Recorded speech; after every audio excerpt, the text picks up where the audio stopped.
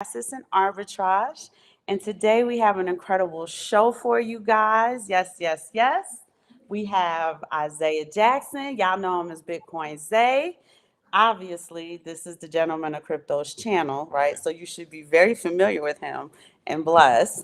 Bless is not on with us today, but Zay is going to be taking the reins and just kind of getting us up to snuff on some of the visions that they have moving forward. Yes, indeed. So thank you for being here. We are very honored to have you on with us today. Like she said, we wanted to get talking about some of the things that you said, the Mm-hmm. vision wise of. I'm sure everybody knows who you are, but if you want to give them a quick rundown of your of your Your resume, resume. I Hey, would love man. for you to do that, just in case they aren't familiar. Some people join later, you know what I yeah, mean? Mhm. And you guys are almost 1,200 shows in. Oh yeah, yeah, yeah. So We're you can getting have a close. great. significant new core audience. Oh yes, yeah. So let's start there. I mean, we have I'm co-host on the Gentleman of Crypto, Monday through Friday at 10ish, and we have, as it stands right now, we have the longest running show in Bitcoin history, and we've been going since 2017. And one of the I guess accomplishments and things that people know me for, Bitcoin in Black America, which is a book I wrote in 2019, and then the second edition, which is coming for Black History Month.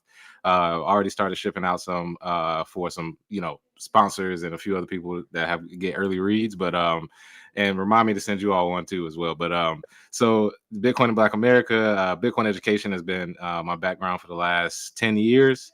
And I'm also a consultant for the Wiser app, YZER, which is a Bitcoin and financial app where you can earn Bitcoin for learning about Bitcoin. So earn and learn. And it's funny, somebody, BK Crypto, just commented his resume long.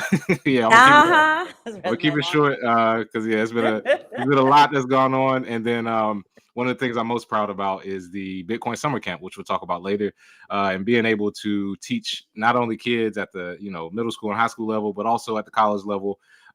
With the Wiser app, we're actually introducing. You all have an exclusive.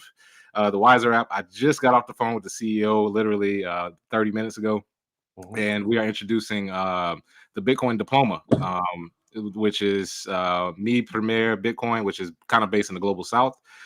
They have 75 schools that have the Bitcoin diploma in the global south, and we're bringing it to America now. So Oh, you have an opportunity to learn about Bitcoin, earn Bitcoin, also get a Bitcoin diploma, and then use that pipeline to work for Bitcoin companies or crypto companies with that information. So we're literally taking, kids we're trying to start with kids at the age of 10, 9, 10 years old, and then bring them all the way up into adulthood, because this is what we're doing it for, right? I mean, right. we Right. both have kids, we understand long term, what are we really building for, so that's what I'm really most proud of, is the Bitcoin summer camp and being able to teach kids in that way. So yeah, long resume, but the main thing is I'm just a Bitcoin educator. I'm just a pleb like everybody else, just a regular guy from Charlotte, man. I just working hard. Okay, wow, that is a lot. And there's a lot of stuff in there that we didn't know. So I'm glad Mhm. that we asked you to kind of Yeah. go in and give us the resume. Piggybacking on the Bitcoin diploma, because Mhm. one of the things I was going to ask you is, because you and Bless are heavy in education, Mhm. adoption in the United States, and we've talked about this on our show, adoption in the United States isn't as high as you would think it would be in a Western country. Right. So I just wanted some insight from you to say, what are some of the things that you think are either lacking or need to be implemented in order to really get Bitcoin adoption up higher to where it should be for Mhm. a first world country, especially one whose currency is going to shit. Say that again. I mean, people Hit need to people in the understand. back.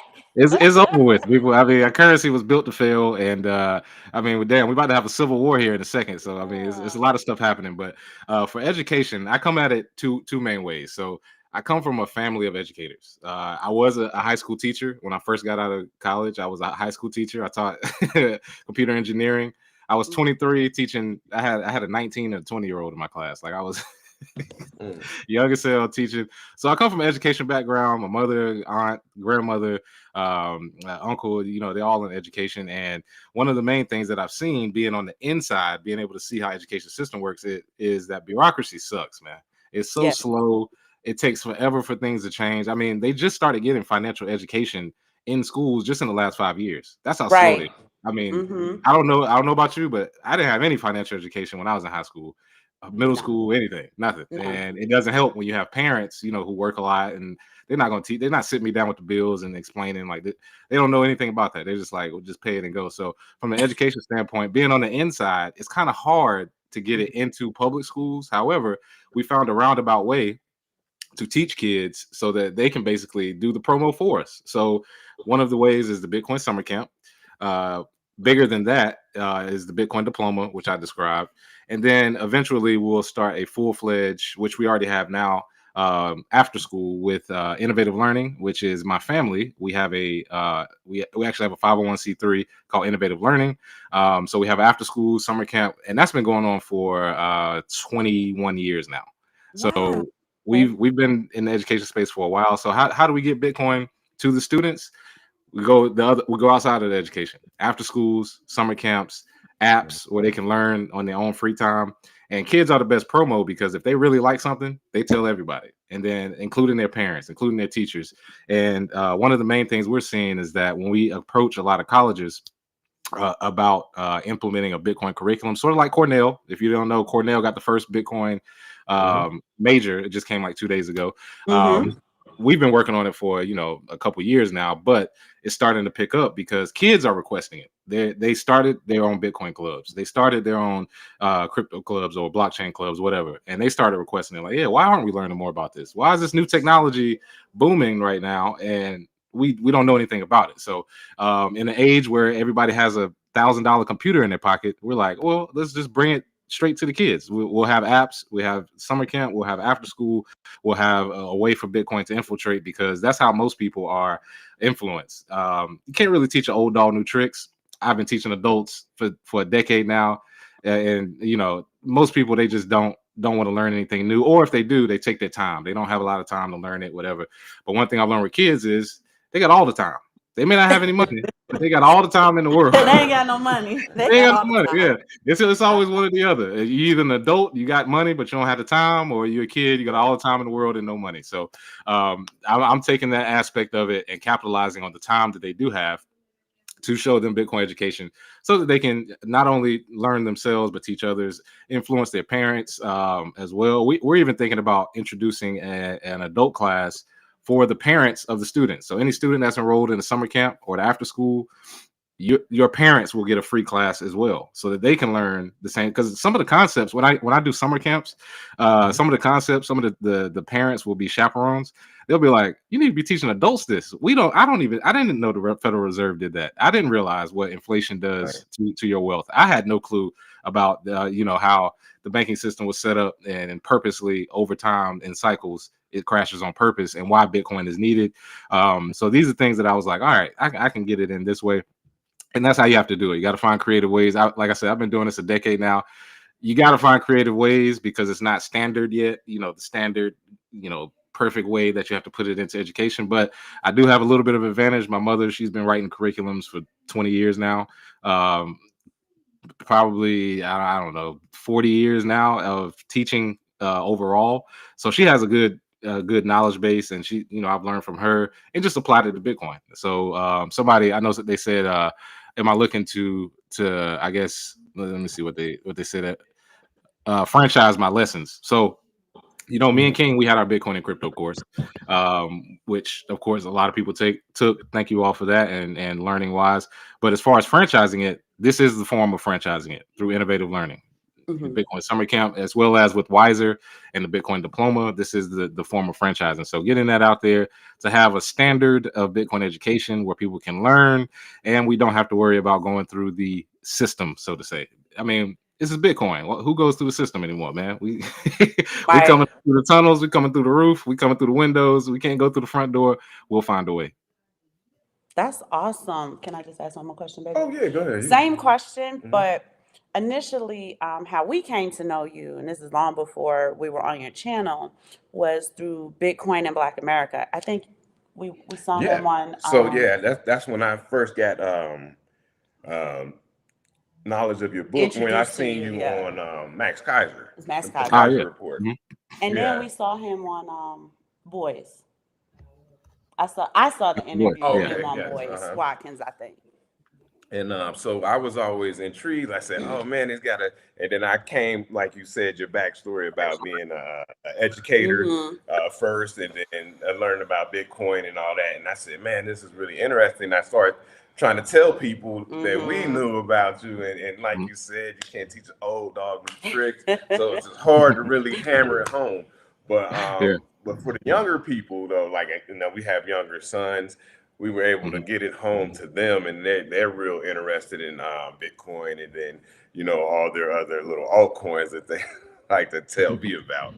But when you do your education, is it hands on? When I say hands on, like in person, or is it a lot of it Virtual. virtual? So about 90% is in person. I've just Okay. started slowly migrating it to virtual. Outside of the course me and King had, everything has been in person. And then the summer camp that we did last year was the first time we had online students as well. So we had 50 in person, and then we had 50 online. And I'm trying to move towards that with things like the Wiser app, because if you can just get on your phone and learn about Bitcoin, you're learning from me essentially with the curriculum. But at the same time, you're able to get the information without me having to stand over you. But I often see, I've noticed that in person, most of the time it resonates more, because if they're getting it straight from you and they're getting their questions answered straight from you, it resonates a lot more. I don't care what anybody says. I love technology, but I'm an in-person type person. Like I'm, Right. I'm in the field, man. Like I think that's where I got a lot of respect from some of the Bitcoin OGs, is that I'm going to the places they won't go. I'm in Opelika. I'm in Southeast DC and Berry Farms. I'm in East Atlanta at the Texaco that Gucci Man and OJ was standing at. I'm in I'm in South Central. I'm in Compton. I'm in in Houston, and in all these places that are basically looked over. I'm in strip clubs. Like, I'm the only person I think that's ever had a strip club event, a book tour event at a strip club. Like I'm going to where most people are like, I don't want to deal with those people. We'll figure it out later. They'll catch on later. And I'm like, nah, I'm gonna do it the opposite. I'm gonna go work from the ground up, because that's what this movement is for. It's organic. Mhm. Mhm. These are the people we're doing this for. Like, what are we talking about? So I think the fact that I do this in person is actually, it resonates more education wise. However, when you want to scale up, you got to have online presence, and nobody knows that more than us. So and it's funny, Reggie just said I don't see you in Brooklyn. Brook- Yeah. Brooklyn, it's funny, I was scheduled to go to Brooklyn 2021, but the place that COVID. we were doing it at, I wasn't vaccinated, so they wouldn't let me in. So I Yeah, New actually, York is heavy on that. They don't man, let I it. left. I was supposed to be in New York for 6 days. I left after 48 hours. I was so pissed off. I couldn't get food. I couldn't I couldn't do anything. Hey, you can So move I was around. like, you know what? I'm gonna go ahead and I'm gonna head out, man. I'm gonna go ahead and try this again at a later date. So now Brooklyn is definitely gonna be on for the book tour this time around. All right, represent New York. I'm from New York, so Yeah, she's a New Yorker. She's from I here we believe go. uh, I'm from Queens. Long Island. From Long Island. Queens. All right, Wow. I'm from Long Island, right? I was cool. born in Queens. She's He born All in. right. always trying to shout out Left Rack City. I was born there, Left but I rack. grew Oh, yeah. up You, in you that from part. you from Norris? That's where Norris from, Yeah, right? From Left that's rack. Norris right. Hood, Yeah, yeah. yeah. I don't He in like telling Miami. people that either. Yeah, he in Miami with me, and he talk about left rack all the time. All Left the rack. time. I know. That's why I don't. Oh yeah, That's why yeah. I All, don't. all my family is Harlem based. Oh, where they Uh, from Harlem? yeah, yeah. 127th to St. Nick's projects. So that's all. Like half my family is from this. So my dad's So side. how you end So, up in North Carolina? so my pops, he went to college in Charlotte, Johnson C. Okay. Smith. That's where he met my mom, and Oh, okay. went from there. And I just ended up staying in Charlotte. But yeah, I mean, technically, I was supposed to grow up in New York. Almost did. But my mom had other plans. She was like, "Man, I ain't raising no children in Harlem." I was like, Smart. and, She's smart as and hell. in the 90s, she was like, "Man, we good right here in Charlotte, man. You can go visit." So I go visit for the summer, see my grandmother, see my cousins, and all that, which is cool. But yeah, a lot of good people in New York love it, and that's the only place, like I said, where I was super excited, and they just was like, "Nah, you can't come in here, player." But it's all good. Yeah, during COVID, yep, they had that locked all the way. It's real dense. It's like Mhm. densely populated. Yeah. The subway is a dimension that is outside of this world. The stuff that Mhm. happened on the subways, they got to do whatever they can to lock that all the way down. So people, Mhm. they were dying in droves there. So I get it, Mhm. but I don't miss New York. So I'm gonna let y'all know. Funny Yeah, story, right? New York's so I'm done. rough. On my first day with hubby, Okay. we walk out the dorms and he go around to the passenger side and he opened the passenger door. I said, "You want me to drive?" He was like, "What kind of niggas are you dating that don't open the door for you?" I said, "Oh, you were opening the door for me." No, they don't do that. That's how bad New York is. Oh, I was embarrassed as hell on the ride. that's hilarious. Oh man, that is hilarious. Oh yeah, Then we get to the restaurant. He go to pull my chair out. So when he went and grabbed the chair, I walked around. So then he walked back around. I said, "What are you doing?" He said, "I got to get you out of New York. That's what I got to do. I got to get you out of good call, New York. good call, I don't boss. know who you've been dating, but I got to get you out of there." And Gotta and, get- and and and also funny is our first date was at Chili's, which apparently is not okay anymore, right? I was 19. I Crazy. didn't care about What that. happened? You can't even eat regular food anymore. You can't go to Chili's, I was like, oh Applebee's, wow. Cheesecake I was Factory, 19. Olive He did Garden. all the stuff on the list they said not to do. He drove me to a faraway place to Hmm. Chili's. There was a Yep. third thing you weren't supposed to do on that list. But And we it married and it 23 broke the years. bank. It broke the bank. I was a young man. It broke me Yeah. off, man. But Oh, you know, we Well, barely that's had that's two that's one strikes. thing. That's one thing I've noticed is that all the people that are for that type of dating style, they're not married. All the married people I talked to, their first date, yeah, we went to this little fish joint out back and had a good time. Like they was like, Everything on the list. yeah, We did none of that stuff everything on matters. that You know list. what I mean? Because the marriage, all 23 the married years people. in, Mm-hmm. got adults Yeah, living here not paying rent. oh, that's I'll right. talk to you about that another day. We done I And made love it. it. and one thing I did want to ask you because I always wondered about this because like you say, you got into the education in like 2017. How how convicted were you about the feeling of Bitcoin? Because there was times where I was like, oh man, I don't know. I've been Yeah. telling people about this, and then it got shaky, and I'm like, oh It went back to 3,000. Remember that? man, I was After Yeah, it hit hurting. 20. Was it 17 or 20? And it then went it it went went back to down to 20. It 3,000. went down to 3. Yeah. So Yeah. so let me give you the full story of how I got into it. Some of the things that almost kept me out. Um, So, I started 2013. I was teaching at the time. As I explained in the book, wasn't making any money. So I was, just looking at ways, I thought of Bitcoin as an investment at first. And then later, learned about technology and access and freedom and all of that stuff. But at first, from 2013 to 2015, I didn't even say the word Bitcoin. I never even said the word to anybody. I didn't mention it. I was I was I was terrified to say anything about it because I was like, I was listening to the media at first. The media is like, oh, it's for scammers, it's for what do they call them now? Shadowy coders. They're like, oh yeah, it's not worth anything. It's play money. It's internet money. Silk Road had just happened. So that was a big thing. Mount Gox had just happened. So you had an exchange that went down. You got a federal case. So I was sort of scared. Like if you look back, my old Instagram, my first post was in May or March of 2015. Oh, And the price of Bitcoin was $247. So every time I see that picture, I always laugh because I'm like, I was so scared. Like, what was I scared of? Because I really was. I was terrified. But I got to give a shout out to my cousin Jermaine. Rest in peace. He's like my big brother. We all got cousins that are like brothers. He's like my big brother. He's my first client, and if you know him, he's very very outgoing. He always is encouraging. And one of the first things he said was he was like, you did stand up comedy. He was like, you'd be perfect to talk to people about Bitcoin because he was like, I ain't gonna lie, this shit boring as hell. That's funny.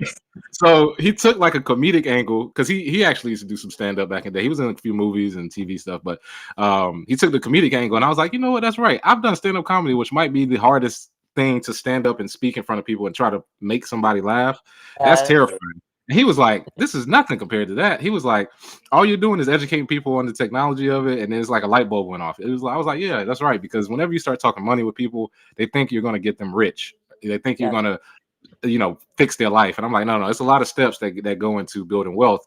But from a technology standpoint, this is undeniable. We have literally basically taken something that was, discreet, nobody knew about it, and we brought it to the forefront all the way to today. We have a Bitcoin ETF. Like, that's incredible, actually. So shout out to him. I had that talk in 2016. He was my first real consultant client. And one of the things I used to do was while I was doing IT at this time, my side hustle was I used to build websites and code on different software projects. So when I used to get clients, I would ask them, I said, hey, I can implement Bitcoin payments on your website for free. And they were like, all right, well, I mean, I've heard of it. I don't think we'll need it, but sure. And that's how I kind of got into consulting people about it, because then it would turn into a 20, 30-minute conversation. Got more comfortable with it. And then, some of the websites I was putting Bitcoin payments on, some of them were churches. Some of them were small. A lot of them were small businesses in the Charlotte area, in Raleigh area. So it was literally from the ground up. I wasn't talking to corporations when I started, like some people. They start out and they're like, oh, I consult with Fidelity. And I'm like, what the heck? I was like, how did you even get there? You haven't talked to regular people. Like, They look like us. That's what I'm saying. It Who actually have helped. Fidelity account? Huh? Do I have Fidelity? No, the people who had the Fidelity account, did they look like us? No. But the good thing is, the good thing is, I actually work with Fidelity from time to time. Yeah, with consultants. So now we do have people that look like us working with Fidelity, and that's why when people talk about resumes, I'm like, if we go through all the people I've consulted back in the day, because I'm more seasoned than most of the CEOs in this business. So, and then somebody like Reggie, who's more seasoned than most of these all these people they prop up as like the face of Bitcoin, and like it's like, we've been saying this shit since 2015, 2016. Like, what were you talking about? So I was initially kind of scared. 2017, that's when I decided to move to LA, because I don't know if you all remember, January 1st, the price of Bitcoin went back to 1,000 for the first time in 4 years. So that was a long 2013 and 2017 was a very long, dull, dry period, because nobody was talking about it. Everybody was pretty scared. Even if you heard of it, you were like, the news is kind of turning me off. But once I saw it hit 1,000 again, I was like, you know what? I'm either going to take this chance or it's just going to pass me by. I'm too comfortable. I got a job. I got a nice house. I got with a yard. I got my dream car. Like, I'm chilling. But it wasn't enough. It was like, I'm going to be that dude that's like, I'm comfortable and I'm going to be sitting in the same spot in 20, 30 years if I don't leave right now. So packed up the car. Shout out to King. King was living in LA at the time. Packed up the car. I drove from Charlotte to LA in 2017. Drove all the way across the country with nothing but all the stuff in my car. And I was like, all right, well, we're going to start this Bitcoin education. And he brought the idea of the YouTube. So shout out to King for that, because I don't know if many people know this, if I've told this story before, but I had never made a video ever before we started the Gentleman of Crypto. Ever. Wow, No YouTube. okay. I had never recorded anything. And King used to get mad at me. He used to be like, did you not realize nobody knows what the fuck Bitcoin is? It's like, you're the only person that's talking about it that actually knows what they're talking about. He was like, and this is 2016. He was like, I'm talking to my buddies in the Navy. I'm talking to some of the corporate guys I know. Nobody knows what it is. And I hear you talk about, we sit here and talk for 2-3 hours a day and you know everything. So he was like, convince me. And I was like, I'm kind of an introvert. I like being at the crib. I don't really like talking too much. Yeah, it's like, I'm good. I'll just keep it to myself. See, that's what I'm saying. My man. So at first I was like, yeah, well, we'll try it. We'll do you. And if you look at our old YouTube videos, I look back at them sometimes for a good laugh. If you want a good laugh, look back at the ones from like June 2017 up until 2018. They were so uninspired. They were kind of like, we're just doing it. We're just talking, because in my mind, I didn't realize how many people were picking up information via YouTube at that time. Right. YouTube University, so to say, wasn't a big deal. It wasn't, a thing where people were like, I'm learning skills all through YouTube. That wasn't a thing. So I was like, man, we should just keep it to ourselves. We'll make all the money. We got to tell anybody. But one thing I realized teaching is that when you teach other people, you learn. The more you teach, the more you have to be on point. You have to learn. You have to be able to improv, so to say. That's why we got so good at it, because we just improv, and you can answer questions on the fly, which I think also impresses people, because anybody can have a frequently asked questions page. Anybody can type that up, and but how many people can stand in front of you for 2 hours and answer any question you have? That's a very, very low number of people that can do that in the industry. And once we got the YouTube started, went from there and just gained more confidence. And being in LA, one of the life changing things that I got to see was people with quote unquote real money. We're talking about people that, they have billionaire families and they're living in the hills and they're in Beverly Hills and all this stuff. People that's, driving a Lambo, but they're leaving the house in a bathrobe. Like they're so rich, they don't even care about clothes no more. They're like, man, I don't like, people, and that's what I was like. People, if you said in Beverly Hills where I used to live, if you were like, oh yeah, I'm a millionaire, they'd be like, everybody is. What you talking about? Like it kind of changed my mindset on money. So it was more about purpose. It was like, what's my Right. purpose? Why am I doing this? The money's going to come if you're working in your purpose. So that's what LA did for me. And like I said, I'm forever grateful for King for convincing me to come because I was 1,000% not about to start a YouTube or start teaching about Bitcoin. I was like, I'm just going to keep it to myself. Black people don't want to listen.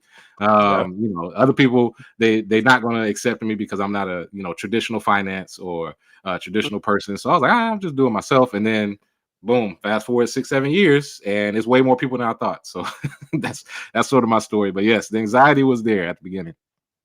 So one of the things when I used to talk about Bitcoin, one of the questions that drove me crazy was just everybody asked, "What is Bitcoin?"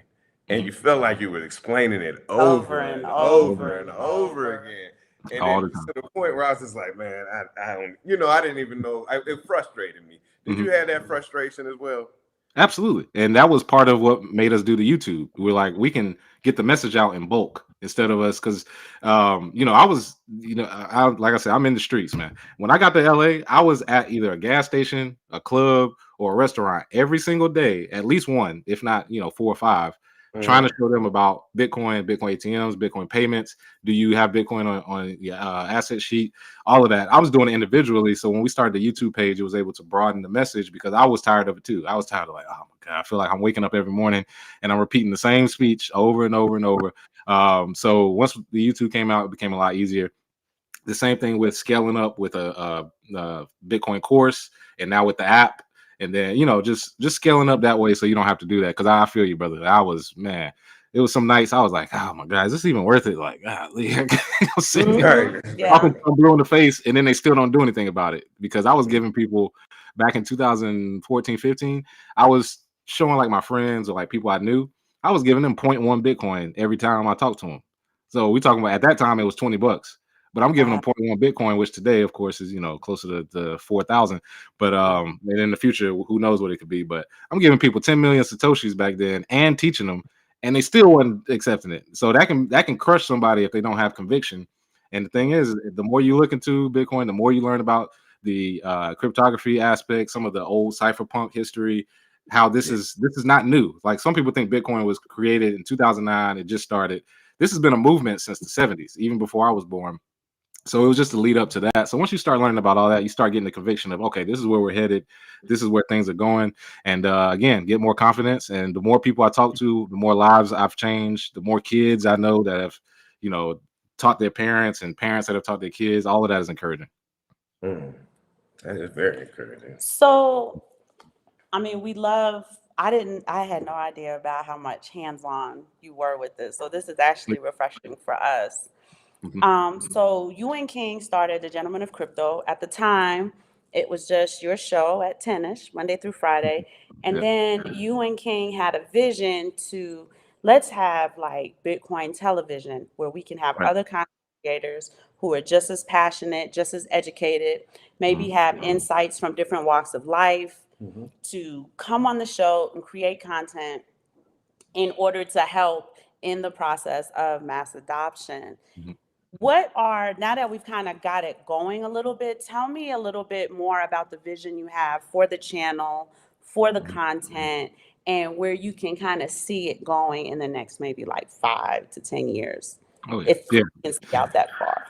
Absolutely. Well, let me start off by thanking you guys for coming on the channel and lending your information and teaching us, from your point of view. And I think of you guys as like the first family of Bitcoin because a lot of people they'll do it individually or they may discuss their family, but you all literally as a family unit have built this up. So I applaud you guys, and you are a great example for other families who want to do it together. So which assets and arbitrage was your show with the jump out girls. Shout out to them. Some of the other shows we have with Black Rue and behind the Bitcoin behind the bar with Jake Fever. What we're basically doing right now, me and King, is from a media standpoint. Media companies, one thing that they fail at a lot of times is too much overhead to start. And basically falls apart at a certain point. Because we're going long term, we are sort of doing it organically where people can build their crowds. But our actual roadmap for the next 5 years is that we will have a 24-hour Bitcoin and crypto channel. And that will allow not only live shows, we'll have recorded shows. I'll give a little bit of the alpha here, just because this is family, you know, we all talking. But yeah, like some of the ideas we have for shows, for example, and this, if somebody, you know, has an idea, reach out to us, because we really want to do a 24-hour Bitcoin media company. And it's not just, it could be all Black faces, or, you know, it could be others, but that's not our goal. Our goal is to reach the globe. So media company, 24 hours. Some shows, for example, like one show that we're thinking of, Street Sats. Don't steal our name, please. Street Sats, basically where you go up to people with a microphone and you ask them Bitcoin questions and they win Bitcoin on the spot. Sort of like how people do, you see some of these The content cash. creators, they give them the cash. Or phones or Yep. something. Street Sats. And honestly, I was about to say, man, fuck it, I'm about to go out and just do it myself. But I really don't have the time. Like, it's so many ideas that I have to get out at one time. I'm like, I could just go outside and do it for like a couple hours a day, but I really don't have the time. So looking at that as a show to get people more interactive, kind of get that TikTok crowd, you know how that goes. We're also looking at certain angles to teach Bitcoin that most people haven't tried yet. So one of them is a cooking show. I've already talked with a few chefs. I already talked with a few people that have a cooking type show, but teaching people about Bitcoin while you cook, or teaching people about crypto while you cook, or different projects as well, because that's a huge market right there as far as content. People love watching content about with people cooking. Throw that in. Exactly. Yeah. What's better than learning about making some carbonara in crypto? You know what I mean? Like that's What else would work? And it sounds crazy. Mhm. The people who clean the carpets, they clean like rugs. I found this rug, and those get millions. I mean tens of millions of views. And if you just sat there and started talking about Bitcoin and we watching you clean, I watch a lot of it, and I show him all the time. Yeah, like, I was surprised that this many is a people watched 40-minute this. video Oh, that 22 million people sat and watched. yeah, and it's Keep one that of in those. mind. Oh yeah. It's a pretty long list of different content creation where you get the most views for the longest time.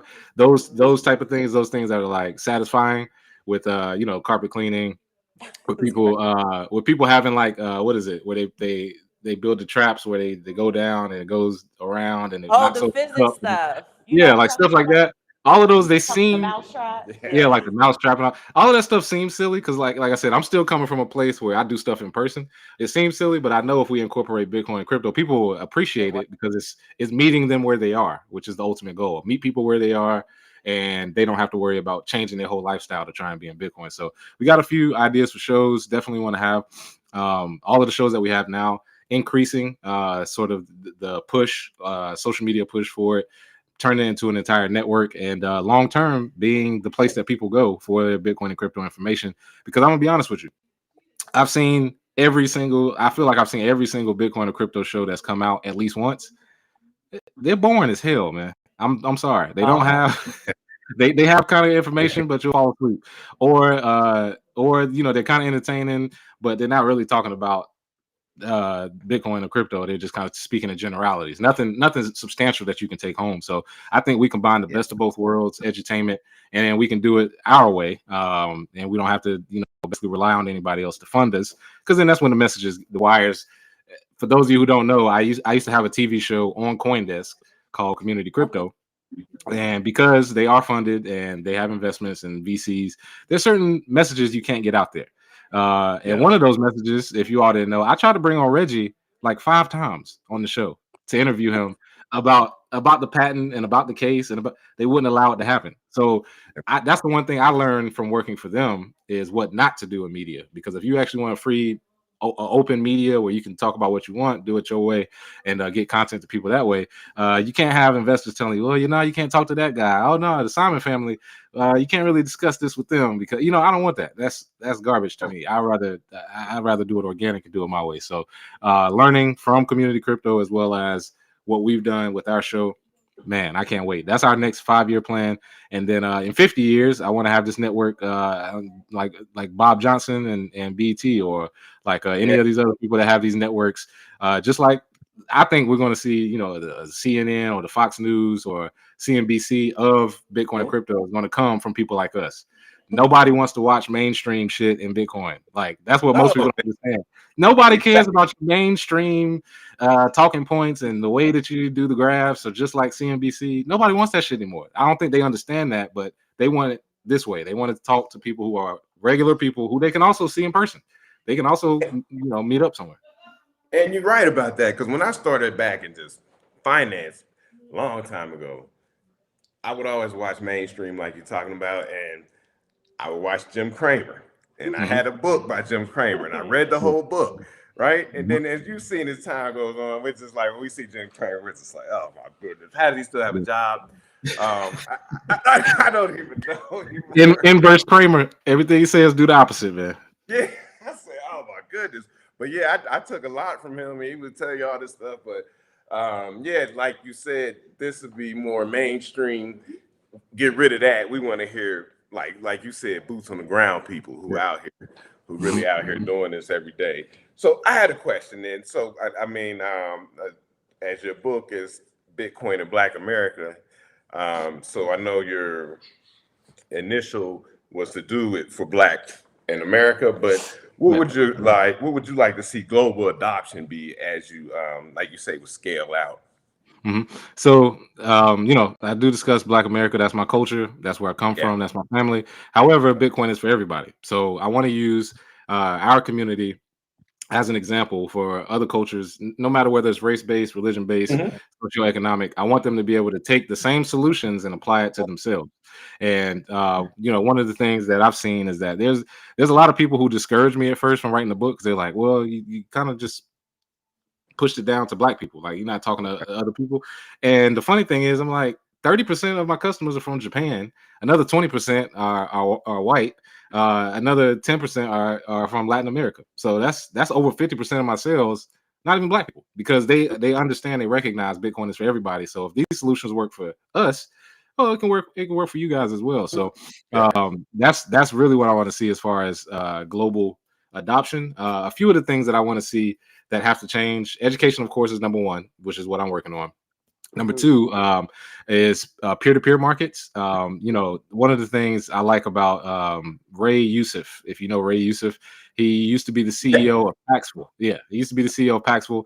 He started a new company called CivKit and No Ones, which is a purely peer-to-peer trading app between traders, where you know you can trade anything for anything. Basically, that's what he's building. And he's built schools in Nigeria. He's built schools in Ghana. He's been in Zimbabwe. He's from Egypt originally. Like, he's all over the African continent.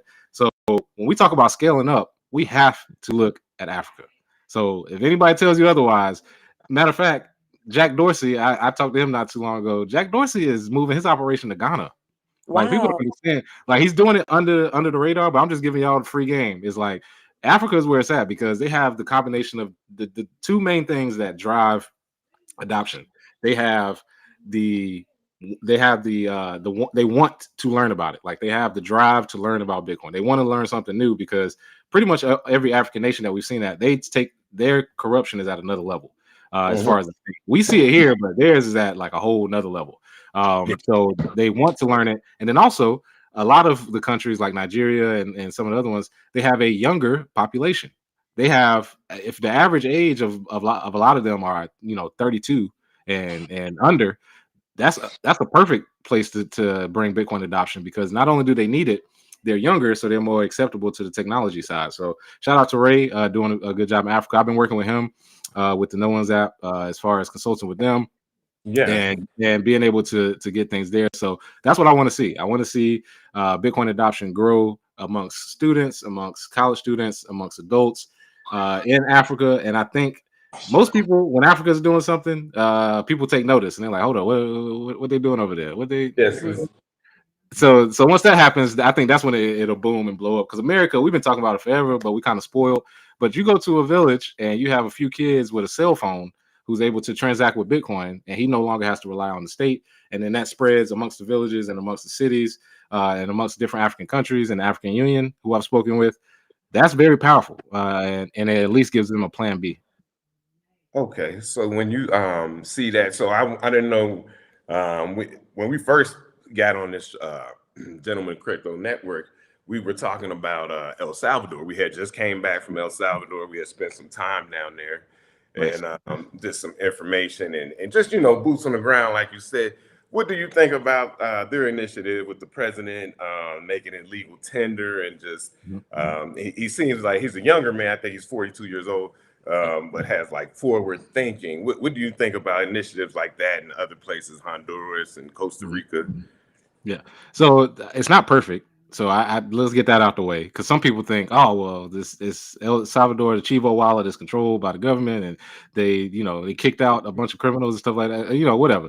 People have their doubts about El Salvador. The reason I love it is because, for one, they made it legal tender, which gets rid of all of the. Basically, it helped me out because at the end of the day, I can always say there's a country that has Bitcoin as legal tender, and it's not only El Salvador, but they were the first. So I love that for them. Shout out to Max Kaiser, who you mentioned earlier. Max Kaiser is the first person. It's funny that you saw an interview I did with Max Kaiser. I don't know if you all know, Max Kaiser is my mentor. He's the first person I ever heard talking about Bitcoin. Him and Stacy actually just saw them in Charlotte not too long ago. But Max is my mentor. I talk to him all the time, like every week.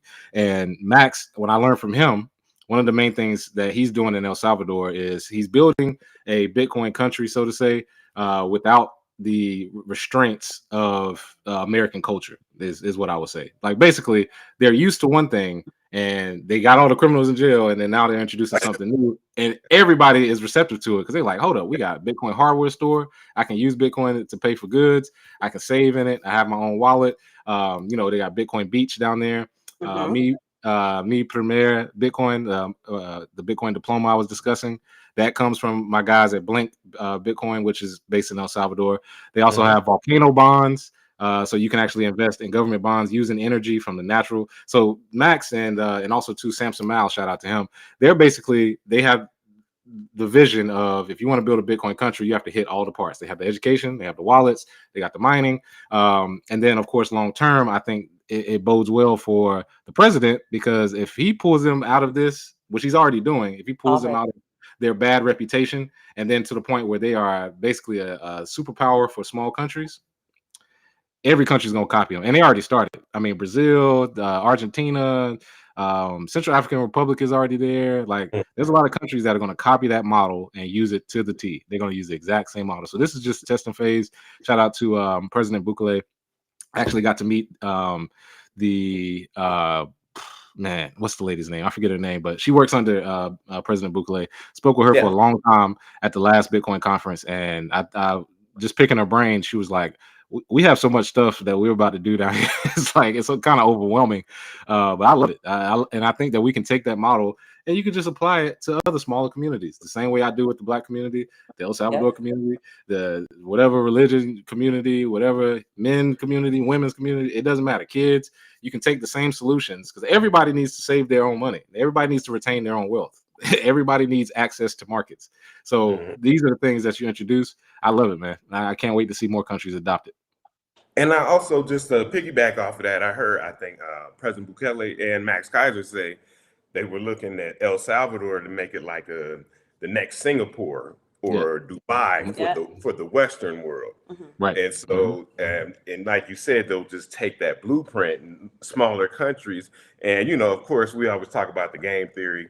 Once, you see adoption here and there, everybody says like, well, we got to get in on this. We don't want to miss out. We won't miss out. So I think it's a great thing. And like you said, when you see Africa doing it, then everybody has to take notice. Yeah, exactly. And that's what I think is going to be the spark that makes everybody, because that's the thing. Africa, a lot of the countries are still colonized. They're still giving most of their wealth away, which is essentially they're giving away their time. So as soon as you get one brave soul, and we might have one now, I forget the guy's name that's president now. He's a younger guy. He's pushing back against some of the old colonial ways. I forget his name, but he signed a deal with Putin. I think he's like 35, 36 or something like that. Young guy. Wow. And, boy, he's doing it big. Yeah, former military. I think he signed a deal with Putin. Like, I don't think he wants to deal with the IMF anymore or deal with those predatory loans because people think individually you get predatory loans. Man, you got to see these loans they give to countries. No way to pay it back. The interest is crazy. They basically made you indentured servitude, indentured slaves for the rest of your life and your grandkids' life. So those loans are ridiculous. They're starting to get out of here, and that's all it takes is one spark, and a lot of people will start to copy it. It's just the way it happens because most people are not innovative. They just want to copy what works. And once you prove it works, hey, we off to the races. That's what I think. So that's great. Do you think that the U.S. will be one of the last mass adopters in this vein? You know what's funny?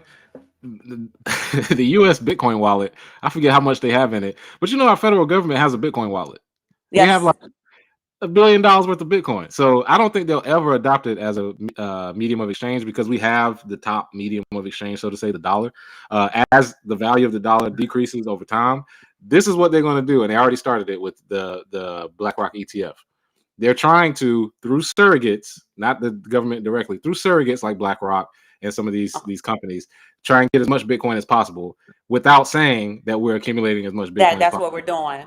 Because they see the writing on the wall just like everybody else. They don't have a choice at this point. Game theory right now is working beautifully because when you see BlackRocks and you see Vanguards and you see Franklin Templeton and Fidelity and some of these other companies, all these people are surrogates or frontmen for our government and for the big money people in the back, and they're literally just investing in Bitcoin through another vehicle. So they won't ever come out and say it. I don't want to get that confused. We probably won't ever hear them come out and say Bitcoin is legal tender in the United States. However, the thing about the United States is if you watch and follow the money, you can see what they're actually doing. They're trying to accumulate as much as possible. And we can, people that are in the US, we can transact with it anytime we feel like it. These archaic laws, Coinbase is in court right now challenging the SEC on the Howey test because it's so outdated. It's almost 100 years old. What are we talking about? Talking about before a lot of people had outdoor plumbing. Like, what? Why is this law in place? So, even though they won't have to come out and say it, people will just start doing it. And I think that's going to come out of necessity as well. I've already seen, the steps to get there are gradual. But I think the first big step was when COVID happened, a bunch of businesses stopped accepting cash, just straight up, no cash, only digital. So that's the step towards digital. From that point, you got a choice. You can either go digital, like we always say with the CBDC, and that's going to be, to me, a terrible thing. Or digitally, you can accept Bitcoin, or you can put it on your balance sheet. There's a lot of things you can do with Bitcoin. It gives you the freedom to own your own money. So I think we'll see that. We'll see that happen quicker than people think. But the U.S., we'd be lying, man. You're never gonna come out and say it. We're never gonna actually have somebody stand on a podium and say the United States supports Bitcoin, because if you know who our sort of let's see, how can I put this? Financial enemies are reserve type people. These are people that run the country, and sometimes they butt heads. That's why you have government. You have Elizabeth Warren saying one thing, but then you got other senators like Cynthia Loomis saying something totally opposite. They're fighting right now because they're like, why are we not jumping on this right now? These other people are like, they got their handlers behind them saying, you better not say nothing good about Bitcoin. You better say crypto is for scam. You better say it's terrible. You better put a tax on it. You better do blah, blah, blah, because we want our money from out of this. So that's what you're seeing right now. And it's hilarious watching government entities fight. And exactly that. I want to piggyback on Erin. One of her favorite. Oh boy, what I say? One of her favorite people is Jamie Dimon. And he has a lot to say about Bitcoin. I just seen him, I guess it was last week at Davos, having a lot to say. And then he said that's going to be the last time. It's criminal. So right. People like that, I mean, why does he have so much to say about Is that Bitcoin? the pot calling the kettle black? That's what I'm saying. Well, here's the thing about it's a playbook. It's an actual playbook. I had a friend that used to work for Goldman Sachs. Okay. It's a playbook that they use at every bank or just financial institutions. They basically project onto you what they are doing. So when they say there's illicit transactions and there's criminals and they're selling drugs and they're doing it. Every time you hear them projected onto you, they're doing it. And if you ever had somebody in a friend or somebody around you, a family member that does that, you know exactly what I'm talking about, where they project onto you exact, like even if it's for those of you who may have a girlfriend or back in the day had a boyfriend, a girlfriend, and accusing you of cheating, they right? the ones cheating. They got projected onto you. I know you must be out there doing something, because if I'm slick enough to get away with it, you must be out there slick enough. And that's what they're That's doing. funny. They're literally, Jamie Dimon is basically saying, we're manipulating the silver market. We're manipulating the gold market. We're funding Epstein and Bernie Madoff.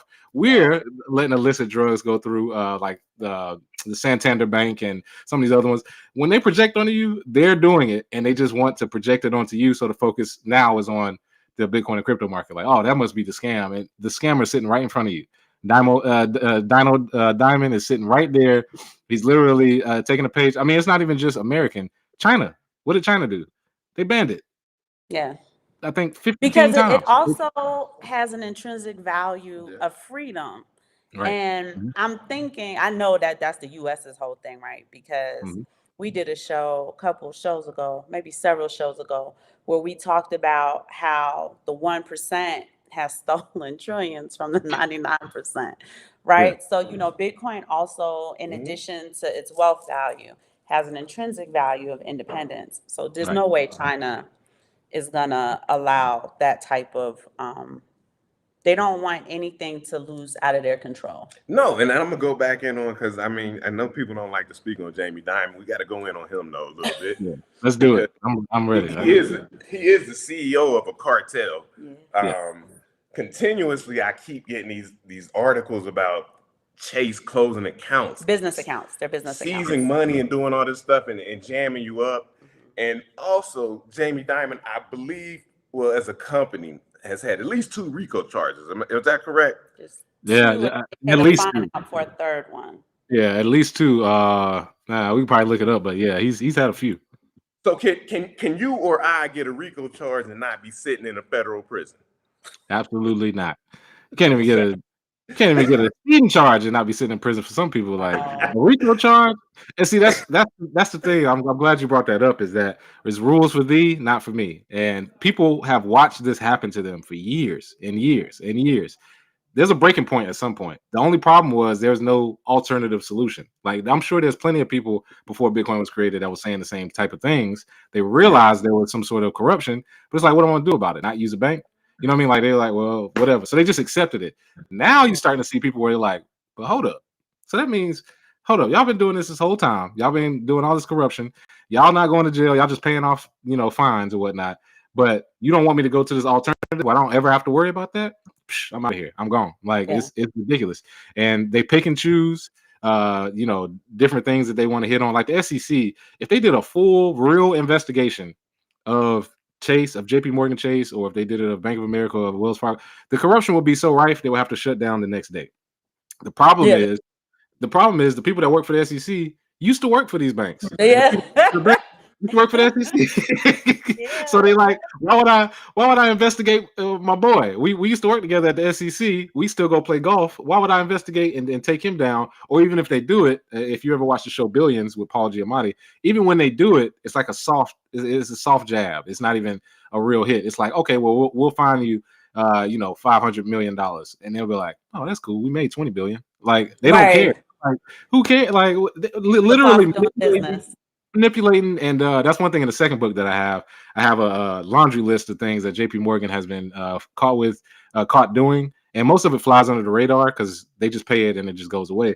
But it's literally JP Morgan takes your money, they do illegal stuff so they can make money, and then with a little bit of extra they give it to the SEC. It's the same cycle, and the SEC comes down hard on projects like library token, Veritasium with Reggie. They come down hard on smaller projects because they don't have the money to sustain these court cases for a long time, and they come down on them. But the real big fish in the room, the actual criminals who have been doing it for a century now. I mean, the Federal Reserve has been around for over a century.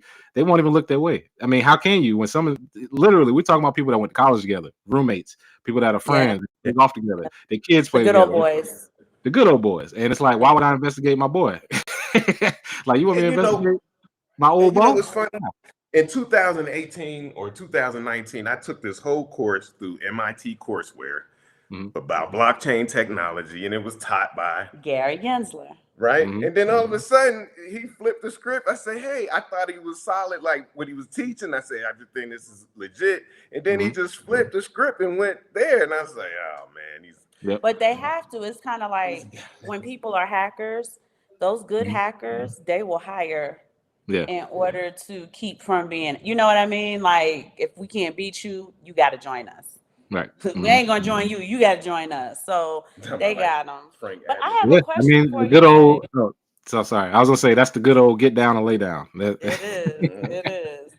Um, I just tell Simon this, and Simon was a lot like you. He's got all of the technicals. He's got all of the mastery in it, right? And then he has to kind of like teach me as we go, whatever, because I'm the one who would I go on the show right now and talk about whatever you want me to talk about. But I told him when I was trying to talk him into it, the space feels very single, right? I don't hear a lot of family approaches. I get a lot of emails from men really who are frustrated because the wives, girlfriends, whoever don't want to like get involved or be a part of it or work together. So from one family to another, because that's another, I think, area that we collectively should be tackling is the families, right? We Mhm. should be looking at legacy building, wealth generation for families, et cetera, et cetera. What are some of your insights as to a better way to help get families more involved? Because there's always one person who all in, Mhm. right? They all in.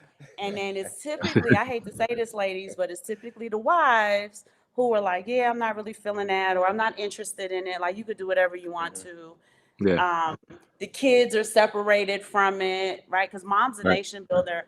And ladies, we are the one who set the example at home with the children, right? It's not always the father, even if the father is in the home with the children.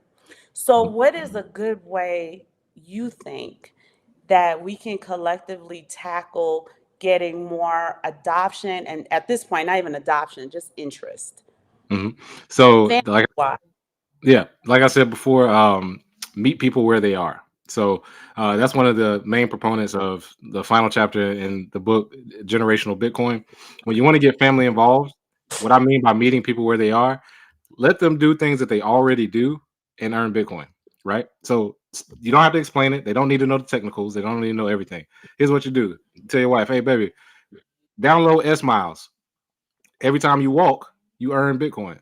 Oh, what we downloading? What we downloading? Hold on. S Miles, SMILES, S Miles. All right. So you literally earn sats for walking. You can also earn sats for playing chess on there and answering surveys and other things as well. But literally, it attaches on your phone. It counts your steps and you earn sats for that. So you get Bitcoin for walking. So what you do is you take that, move it to a Lightning wallet. Then you say, hey, baby, next time you go shopping, use Lolly or use Fold app. When they go shop, and that's the thing, they have most of the stores that women shop at. Just take that they earn from it, put it in a wallet, just let it sit to the side. Anytime if they want to learn about it on Wiser app, you can earn sats on there as well. On your browser, Slice. If you download Slice on your browser, you don't have to tell your wife. Just put Slice on the browser on the computer or on her laptop. As you browse, the more you browse, you earn Bitcoin. I'm literally Slices is on my browser right now as we speak. As you browse, you earn Bitcoin. These are all things where you're earning Bitcoin without her having to do anything different, and you don't ever have to bring up Bitcoin again. Even with the kids, you don't even have to teach the kids about it. You can just tell the kids, "Hey, if you play these games on this app, like ZBD app, if you download that, you play games on ZBD app, we earn Bitcoin." And that's it. That's all you do. So you start them off with doing things that they already do. And once they're doing it, and then a couple weeks later, you look and be like, hey, we got like $200 in Bitcoin. And you're like, what, how? And it's like, just doing what you already do. Just do exactly what you do every day. You go to work, you surf the web, kids, you play games on your phone, you walk. If you eat at certain places, if you order online, which a lot of people, I remember I did a book tour event, and I said, what's the makeup place? Is it Ulta Beauty? Mm-hmm. Ulta Beauty and the other one, Sephora. I was like, Ulta Beauty and Sephora, you can earn 6% back in Bitcoin. every single woman there came up to me afterwards and was like, where? How can I get this back? Where's it at? Yeah, because they're like, if I'm getting cash back, and it's small increments, so people don't really care about the cash back aspect. But when I'm showing them that, hey, I'm getting cash back for ordering DoorDash and for using Uber, which I do both a lot because I travel. I spent about $3,000 last year or the year before. By the end of the year, that $3,000 was worth like $7,000. So I was like, I just paid for all my food with instead of putting it in cash, putting it in Bitcoin. So things like that, where you can actually show improve without having to explain it. Because you're right, a lot of people don't want to be taught and talked to and coached and all of that. They're just like, all right, just tell me exactly what to do. And then when you tell them, don't do anything different. I'm just going to download this app, and then I'm just going to add this to the browser. And anytime you shop, click on the link at the top or the part at the top, and we'll earn Bitcoin. That way, you can learn as slowly as you go, because you can't force it on people. That's one thing I learned early on, trying to force it on people, because it's learning about Bitcoin is like falling in love. When you learn about it, you want to tell everybody. The mailman, lady at the grocery store, you're like, hey, why is everybody not listening to me? And then once you kind of calm down, you're like, people are just not going to do that. So just meet them where they are, and you don't have to change anything different. And I think families, once they understand that, as a family, some of the metrics that I have in the second book, it shows you where you can actually earn anywhere from 500,000 to 1 million Satoshis a month just doing things you already do. And if you think about that, over a year's time, that's 0.1 Bitcoin. We got Fidelity talking about Bitcoin could be $100 million in 2035. We got even JP Morgan and some of these banks have reports coming out saying that Bitcoin is going to pass 1 million in the next few years. We're talking about 6 figures worth of wealth potentially, because y'all took 1 year and did what you already do. You Right. already walk and eat and buy things. So it's very simple. It's just that when people, I don't say force it on them, but when you basically do it for them, and then they figure out along the way, hold up, so this has been happening. So yeah, without you knowing, you didn't even realize it, and you've been earning this entire time. Man, and that's good game. And I'm glad that you put that game out there, because I'm gonna tell you something that drives me crazy. And we talked about it on another show. Oh boy. It's these people who jump in this Bitcoin space. I call them Johnny come latelys or whatever. They're kind of multi-level, MLM-ish. Yeah. And it like messes up the space, because when people who genuinely like us are trying to tell you about and put you on the game, they seem scammy and trying to get money out of you. Does that bother you? I know you got to come across those people all the time. Oh my God, we spent the first 2 years of our consultant just getting scammers out the way, because every black person we talked to was trying to tell us we were wrong about BitConnect. Every person we consulted was trying to tell us about USI Tech, and there's so many scams from back in the day. All the rug pulls, right? All the rug pulls, and we were getting probably 10 emails a day about ICOs back in 2017, and we're looking at it, we're like, nope, scam, rug pull, that's terrible. You have to sort of battle through that a little bit. However, the writing was on the wall for a lot of them. They understand that they don't really know what they're talking about. They're just trying to extract money from them. So when you come, like myself or you guys, when you come with free information, you're like, oh, well, why are they doing it for free? And they actually have established lives, and you're trying to siphon money out of me just to give me this little bit of information I could have Googled. They're going to choose. The market's going to choose at some point. So at first, people's first time hearing about it, they get caught up in that multi-level marketing or whatever. People have so many different ways, schemes and scams to try and get people on something that's so simple. I mean, I worked so hard. Me and Lamar worked so hard to get Bitcoin on Cash App, and people got Cash App and they still won't use it. I'm like, God damn, I thought that was perfect. Right. Me and Lamar, I mean, if you guys don't know, me and Lamar Wilson from Black Bitcoin Billionaires, we did the first Bitcoin transaction on Cash App ever. So every time you use Bitcoin on Cash App, remember, the first people to do it were black people. Me and Lamar, that's some black history for you. So we were the first to beta test it and do a live. It was a big thing with Block and with Jack Dorsey. And so that's the thing, is like, we're meeting people where they are. And I'm telling you, you don't have to do anything different. You already use Cash App, just do this. And then you got some scammer coming in. It's like, no. To join this program, you got to give me $2,000. And then at the end of the program, you're going to make 50% a day, every day for the rest of your life. Bitcoin Rodney. And all these people that's using all these different marketing schemes to try and get people to somehow be quote unquote rich overnight. And it doesn't, that's not how wealth works. You're Word. not going to be rich overnight. And I hate that that's sort of become the theme of Bitcoin and crypto is like, oh yeah, look at all these guys with Lambos and with yachts and with yeah. And it's like, yeah, you're talking about such a small percentage that Yeah. it's not even worth talking about. Let's talk about the Yeah. other 99.99%. So yeah, I hate it too, and we've had to battle through it. But most of them, they do not. They hate when they see me coming. When I'm at a conference, they get real nice. They shake your hand, yeah, and they don't talk much. Like you can see it shut off in them because when they're like, that's what you know how it is. It's like, hey man, everybody's a killer till real killers walk in the room, and then Yeah. same. Yeah. So you're saying Everybody when knows you about walk in, Bitcoin. Yeah, everybody knows about Bitcoin until somebody like me or you guys or Lamar walk in the room. We like, nope, that's wrong. That's wrong. That's incorrect. That's outdated. And then just Yeah. like, all right, well, I can't compete with that. So yeah, I don't really worry about it too much, especially at this point. yeah, I feel you. I don't worry about it too much. I feel like they give people like us a bad name. Yeah. As we try to spread education and knowledge, but I you know. know, they're looking at us like we're one of them. And it's Right. just like, well, I'm not one of them, but you know, it's Mhm. frustrating as you try to get the stuff out here, you know. And I do like you said earlier, getting back to the young people because you can get to them real easy. They have pliable minds, malleable, Mhm. and we can get to them. They haven't already had their mind made up when you're trying to get to the old dogs, as you say, and teach them new tricks. It's like, Yeah, but you know one thing I started doing. Some of the people that have already made up their mind, they kind of know like what I do, so they'll know me as the Bitcoin guy. So sometimes when I talk to them at conferences or meetups or different stuff like Urban League and Black Chamber of Commerce, they'll ask me about it and they'll be like, "Yeah, I have some concerns," and I'll just tell them, be like, "Don't buy it," and they'll be like, "What do you mean?" I'm like, "Yeah, don't buy Bitcoin, stay out," and they'll be like, they kind of taken aback, like, what do you mean? I'm like, you're not ready. Just don't buy it. Stay out.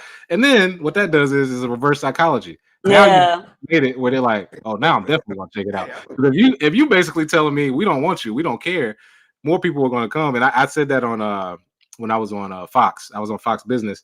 And when I said it afterwards, the host, she was like, that was brilliant because I've never heard somebody tell me they don't care if I buy it. Usually it's people telling me to buy it. Like, please buy Hard it. sales. And Yeah. they were like, "You're the first person to come on and say, hey, well, how about you don't buy it? How about you stay out?" And then people were like, they were kind of offended, like, "Whoa, what you mean?" Mhm. I'm like, sometimes you got to pull at them heartstrings for people to start to realize, like, if it's that valuable and they trusting it this much, that they don't even care about us anymore, I'm definitely gonna check it out now. And it's so weird that you got to treat human beings like that. Like, you should just get it to do your own research, but that works a lot of times with me. Telling people, and then I'll get an email a couple weeks later. It's like, I actually took a look at it. And it makes sense. I didn't know a Mhm. country made it legal tender. I didn't realize we had banks and investment companies that already were into Bitcoin. I'm like, yeah, why would they tell you? So once you learn it, it's good from there. So, Zay, tell us a little bit more about this book that's coming out. I know that you have a few copies out to, I call it your 33rd above. But tell us like the title, when you believe it will be available, and a Mhm. little bit about the what drove you, what motivated you to write Mhm. this second book. Oh yeah. So the initial drive for the second book was the fact that the Bitcoin industry changes so fast. I Yes. wrote the first book in 2019. A year later, a year or two later, everything had pretty much changed. So I wanted to get it out quick before. And one of the things I can discuss on here is some of the background for why it's been pushed back. So when I first wrote the first version of Bitcoin Black America, the second edition, one of the main things that I got a lot of pushback for, and I'm probably still gonna get it because I got into deep legal battles with these publishers. They didn't want to put the book out. I was explaining some of the ways that money creation has happened over the years, and because I included a group of people who run the banking system, and kind of got called out the same way Kanye and Kyrie got called out. Okay. I got the same treatment. They basically were keeping my book shelved, the publishing company, so they wouldn't even let me put it out. It's kind of like if you're an artist and you piss off the CEO, they'll just keep your album on the shelf for 3 years till everybody forgets about it. The problem is my actual following is organic. It wasn't paid for. It wasn't fake followers and clicks and me being some sort of spectacle. It was actual organic growth with real people that I talked to in real life. So they can't really get rid of the crowd that wants this book. It finally got released from that. legal battles wise, just kind of settled on that. Amazon was trying to shut down the book. Let's see what else. Paper, Stripe, they Trash App, but they didn't realize Jack, my boy. They tried with Venmo. Oh, So damn. let me, yeah. So let me just say, if you write about certain things or certain groups, even if it's true, they will try to stop it from coming out, and that's one of the main things that Yeah. that has delayed it. Now, with that being said, my mom ain't raised no scared people. So I wish I could say what I want to say, but I'm not part of the Scared Negro Coalition. Like you're not about to scare me out of saying true words. So the book will still have most of the content in there. The only things I've taken out were things that I wanted just to make it easier, just to get the content out. And I think that this is the perfect time to put out the book. I start out the book talking about private key management, literally showing people no keys, no cheese. That's the beginning of the book. What are we here for? If you don't own your keys, we ain't even talk about nothing. We just talking. It's just thin air anyway. I talk about the CBDC, central bank digital shitcoins. That's the next chapter where basically it describes how they went from the banking system to now they're transferring it into Basel III and using ISO 2200 and a few other things to try and change the market for CBDCs. Then I go into the Black is Global, where we can build bridges with other communities like Africa, like in El Salvador. Building those bridges is important because when we talk about a peer-to-peer marketplace, the ability to buy and sell goods with people from other countries, that was the reason for Bitcoin. Like that was literally the beginning reason. So we trying to get back to that and bridging that gap. Also going to Bitcoin as DeFi, describing how you could use decentralized finance in order to on Bitcoin in order to help your family and help yourself. Sort of taken back from a lot of the crypto talk where it's like, oh, it's DeFi loans and and it's like, well, we got DeFi on Bitcoin now, so it's like, all right, well, let me show you how this works. And then of course going into my favorite chapter probably is Bitcoin and reparations, which I'm sure it's gonna be some debates both ways. It's gonna be some people that support it. It's gonna be some people like nah. But Bitcoin and reparations basically showing that the solution you're looking for is in the mirror. And even though reparations has a legal precedent, that is in the book where I describe the legal precedent for reparations because they have been given to certain groups based on the legality. So yes, legally we should actually get reparations based on your heritage and our unique experience as Black Americans in America. One of the things I argue in there is logistics. Legality is one thing, logistics is another. They can make you wait. They can make you wait to the year 2100 if they feel like it. Literally, Bitcoin will be $100 million a piece, and people will still be fighting for it. So I look at both sides of it. Actually, try to deep dive into how we can use Bitcoin as reparations, basically showing that if you have an asset that other people want, it's only a matter of time before they're going to give you all the money you want for it. And some of the things we already know: Bitcoin long term, low time preference, all of those things. That's in that chapter. That's gonna be a fun chapter because I already know, I can already see the hate and I can also feel the love at the same time. That's gonna come from. That's a very hot topic right now. The next chapter is 33 ways to earn Bitcoin without trading. I gave you guys, I think, 4 or 5 just now. Yep. There's actually a whole bunch of ways. I use 33. I guess numerology stuff or whatnot, just to make it mystical a little bit. People talk about it, but Mystical. it's provocative. It gets the people going. So 33 ways to earn Bitcoin without trading. Literally 33 ways to earn Bitcoin for doing things you already do. You don't have to buy it. You don't have to trade it if you don't want to. And most people aren't traders, so I think that'll resonate. And then the last chapter is generational Bitcoin. What are we doing this for? Like, if you're doing it for yourself, that's cool. But I know me, I'm doing it for family, future generations, how you can have insurance plans that can help you, multi-sig so that they don't lose the keys down the line, certain law firms that allow you to put Bitcoin in your will. How do you do all of that? All of that is in generational Bitcoin. So very well-rounded book to help the Black community realize that the solution to their problems is in the mirror.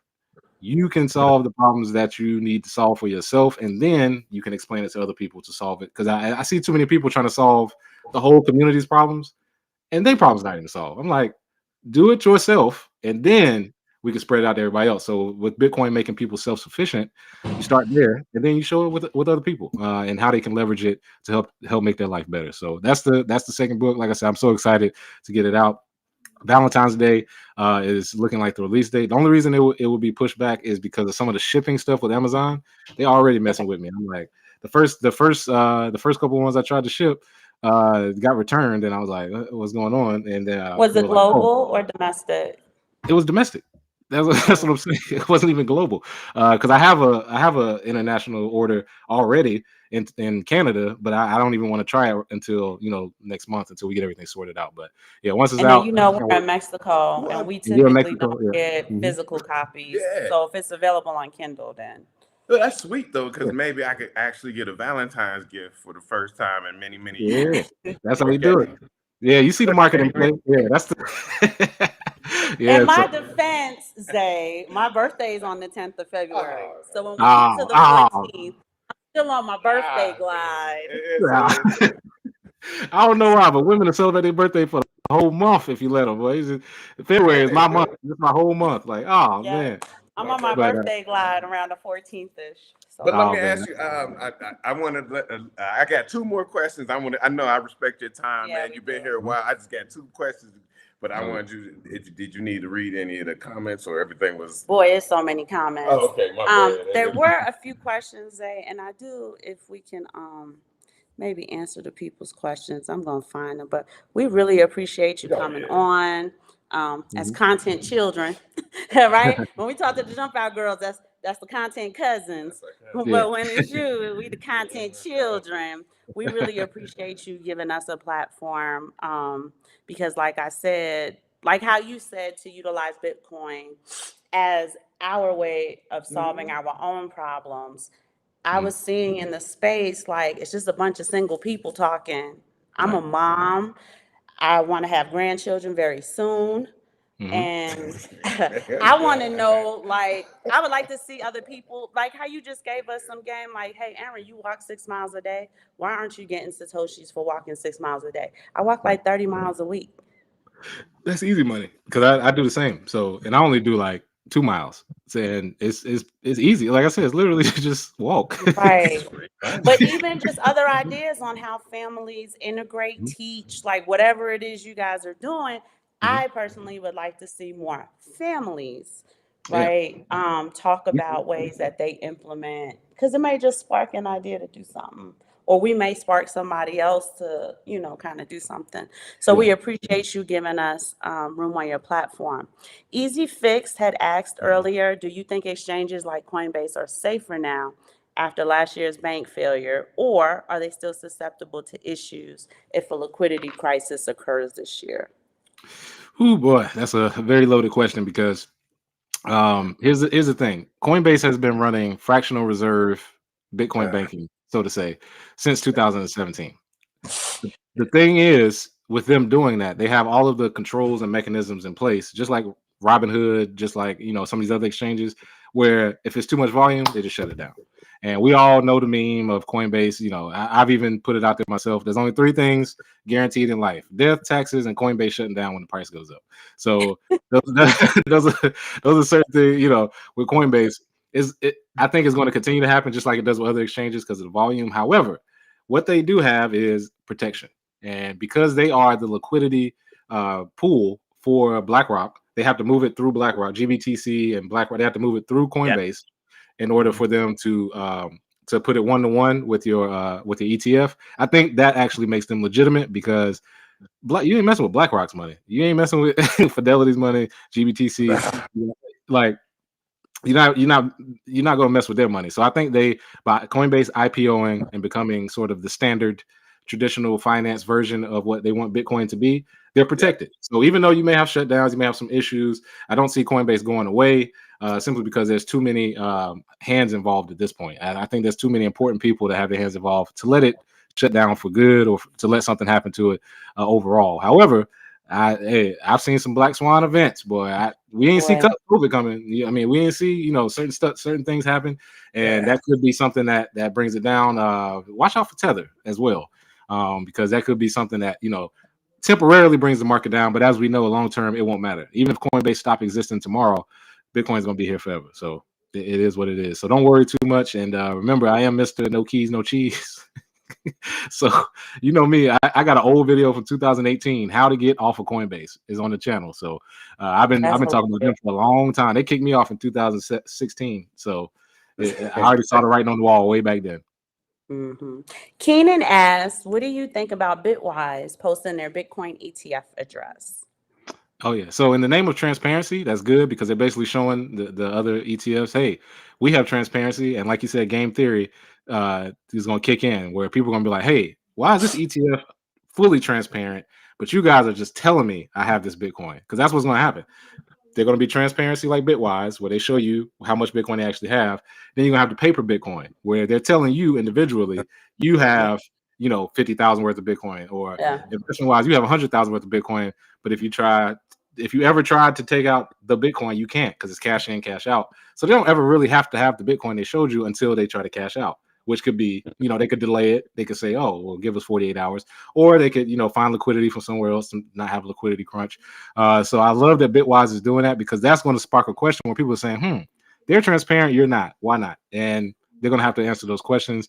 And it is hilarious that people are sending Bitcoin to that address to over collateralize it. Like they basically, it's so Bitcoiners are hilarious. Like it's so funny. As soon as they posted the address, people were sending like somebody, the old meme of 69 and 420 69, and people were sending like satoshis or whatnot. But they're basically over collateralizing Bitwise, which I think is pretty funny and also very smart because they were transparent from the beginning.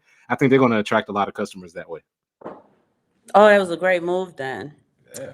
NCB said, do you think if Trump gets in there, there's a chance for Hester Pierce to become the next SEC chairman?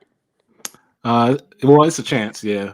The thing is, I'm not sure if Hester Pierce is really qualified to be the SEC chairman at this point. But just based on, I've met her in person, I've spoken with her loyalty, or this is what I'll put, her riding the fence is not good in politics. Mhm. You got to choose a side. We can, Yeah. ride the fence because we can see it, but she rides the fence too much. She wants to help the SEC. She also wants to act like she's Bitcoin mom, like she has our best interest. So I think they're going to say, you know what, we're good. I want a company man or a company woman, like Gary Gensler is out there, knocking heads, or I want somebody like before him, like Jay, whatever his name is, Jay whatever. I want somebody that's going to knock heads. So I think Trump would choose somebody like that over her. If she does get chosen, it may be in the interim, or maybe just to get out Gensler and then maybe bring somebody else in. But I think because she's waffled too much, that's not the type of person Trump will hire. But hey, I'm not in politics. I know as a CEO, I wouldn't want her because who knows? Tomorrow she could be playing the Bitcoin mom role, but then today she's gonna come in and act like she's with us, and it's like, I just say somebody that's all for us. So that's what I think. And then knowing Trump's personality, I mean, Yeah. he ain't going for that. So yeah, I can see him hiring somebody else. You have anything else, babe? Well, I had the last two questions. I don't want to keep you too long. One question I wanted to ask you about is we talk about a lot on this show, BRICS nations, BRICS Plus, Yes. and people wanting to have settlement in U.S. dollars, trying to usurp the U.S. dollar with different currencies, and then they have a big talking point about CBDCs. Do you think you would ever see a point where maybe BRICS nations would want settlement in Bitcoin? I believe you will have that at a smaller scale at first, because most of these countries that are in BRICS, they have Bitcoin. So like Russia and China, they have their own Bitcoin, which they I think they're using as a backup plan B, so to say, just in case they do want to have settlements in Bitcoin. So I think overall they will use it at some point, but it'll be on a smaller scale, simply because even though Bitcoin is great, it's not great for them. You know what I mean? Like it's good enough, but it's actually good for individuals. As a state, it may not be good for them because their currencies are strong, the ruble strong, and you want to maintain that dominance. And honestly, I think they'll do whatever it takes to get the U.S. colonial military system out of their way. And the dollar is the main way to do it. So we can devalue the dollar if we can make it so that trade we leave them out. It may not happen for a long time, but I would not be surprised if they are actually making trades using Bitcoin as a settlement layer at a smaller scale. I don't know if it'll be, full broad, our entire imports and exports are being settled in Bitcoin. However, I do think at a certain point people will value what you have in Bitcoin, so they'll have to settle that in their own way. Mm. Okay, well, last question I got for you, and I'm get out of here on a lighter note. Gotcha. Shout out to the Jump Out girls, and that's as a person who is a staunch advocate for Bitcoin, do you Mhm. have situations of what we call pocket watching? Oh boy. Oh boy, I got some stories about that. Yes. Yeah, I so know the it doesn't. pocket watchers out there. Oh yeah, it doesn't happen. I've been, over the course of, I've been asked a bunch of times like how much Bitcoin you have, how much Bitcoin. That sort of died down. 'Cause, at a certain point, I'm like, who cares? Like, you know what I mean? Like, I'm not talking about it. But yeah, I would say most of the pocket watching has actually come from family and friends, where Yeah. they're like, hold up, yeah, you've been in Bitcoin for like 10 years. Hold up, Mhm. how much Bitcoin do you have? And I'm just looking, I'm like, Like, in the Bitcoin community, I told her, I said, "Isn't that an improper question?" But it's like yeah, asking how much money do you have in your checking account right that's now? what I'm saying. That's the first rule of Fight Club. Is you don't talk about Look, you let don't me talk see your about Fight ATM Club. receipt. Yeah, that's the first thing about Bitcoin. You don't talk about how much Bitcoin you have. It's a security Right. risk. It's a health risk. It's a everything risk, which is, again, like I said, most people, they're just interested in knowing if you're actually making money from it or if it's actually improving your life. And I think the proof is in the pudding. I mean, I had some family members that were doubting me for a while, and then I moved to Beverly Hills, and they were like, "Hmm, Uh-oh. you might have been right about you might have been right about some stuff." Or people that see me self fund book tours or self fund the summer camp or self fund everything I've done, and even our channel, like self funding all the equipment and everything, doing it ourselves. They're like, all right, well, you must have something going because you don't want Right. other people's money. And I try so hard to not accept others' money, and we've been approached by a lot of people in investment. But that's the only reason why I'm as free as I am today is because I don't owe anybody. So, and none of y'all invested in me, 2013. So I almost don't even want to accept the money. But even if they do come along, so when people pocket watch, I just give them the blank stare. Like I said, it's like asking how much money in your check account. Go on and I'm, sign on to your ledger. Let me I'm see. broke, baby. I'm broke. I'm broke. Oh, hey, there you go. I'm broke, baby. Money Mitch. He Buddy told us Mitchell. he Yeah. was broke, baby. He had on that nice watch. All right, Zay, we thank you so much for your Yes, time indeed. today. And I'm going to tell you, we absolutely enjoy being part of the platform and helping. And our show, we tell people all the time, is more than just accumulating the sats. It's a whole Mhm. lifestyle thing and Yeah. mindset and so on and so forth. So we really appreciate you giving us the freedom Mhm. to talk about the things that I think are important to our community and others. And And last thing I would like to mention, between you and King Bless, if you ever guys find yourself in Mexico City or decide to come down here, let us please know so let we us can know. we can link up and do a actual event Yeah, live. Yeah, something yeah. we can do. Well, I actually on my actual database of cities to go to, Mexico City is on there because I would do want to link up with you guys and do a full event Yeah, and actually have people come out. Yeah, so I would love to, man. That would be perfect. Yeah, and that and, invite and also stand thank you forever. guys. Yeah, and thank you guys for lending your expertise, your experiences, and everything that you know about the Bitcoin market. Because as you said, I think as far as a Bitcoin family show, you all have the best, and you all have the track record. You all have achieved what you need to. We all have the content. You know what I mean? Like, you've been here, you've been doing it, and once we take it to another level with TGOC Network, or we're actually thinking about rebranding it. I'll throw that out there for people. We want to keep the Gentleman of Crypto just a show. But whatever network it's on, I definitely want to make sure we push you out there because I think your message resonates a lot with people who have the same issues you had, where it's like, well, we don't, I'm single, I'm solo trying to do this out here. So I love that. I appreciate you guys for that. Okay, well, thank you so much. You guys, y'all know where to catch Zay at Monday through Friday, 10ish, Hmm. here on the Gentleman of Crypto, which is going to be rebranded, he just said. Yeah. So we will keep you guys abreast of that. Hopefully, we're abreast of it too, right? Yeah, we're gonna have a big round table. Well, I'll give you all more details, but we'll have a round table. Oh, We're gonna most discuss definitely. stuff soon. And then So the email that I sent you, use that email because he don't. I do everything. Oh, see, I'm his production Yeah. assistant, I see personal this. See, assistant. this you shot just across lost the back. a Oh, gift. okay. You All just lost a right. birthday gift. February 10th gonna be real light. I do it all, Zay. You come talk to me. That I got sounds you. I good. appreciate you guys so much. Thank you so All much. right, you guys. And we hope you guys have a fantastic Thursday afternoon. We're going to go celebrate the birthday boy. All right, I got some hornitos too on the deck, so we'll see. Let's see if Oh, I I'm about to make go that take a shot. I'm about to go take a shot for you right now, player. It's all Thank good. you so much. I'm finally done We'll with meetings see for the week. y'all. I We'll see be you. back on again live, you guys, Saturday at 1. Talk to you guys later. Bye. Cheers. Zay, stay on. Don't hang up right yet.